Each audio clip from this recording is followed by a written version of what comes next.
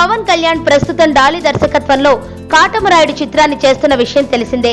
ఈ సినిమాకు సంబంధించిన టాకీ పార్ట్ మొత్తం పూర్తయింది. పాటల చిత్రీకరణ మాత్రమే బ్యాలెన్స్ ఉంది.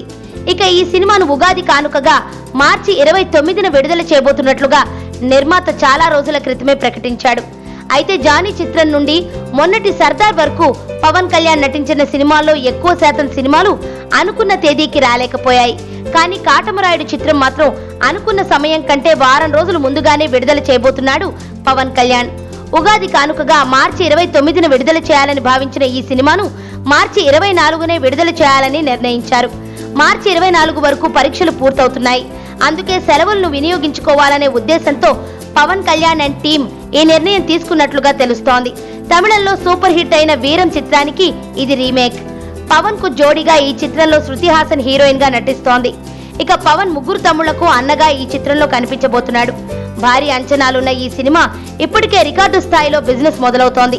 సీడెడ్ లో ఈ చిత్రాన్ని భారీ మొత్తానికి కొనుగోలు చేసేందుకు ప్రముఖ డిస్ట్రిబ్యూటర్ సిద్ధంగా ఉన్నాడు.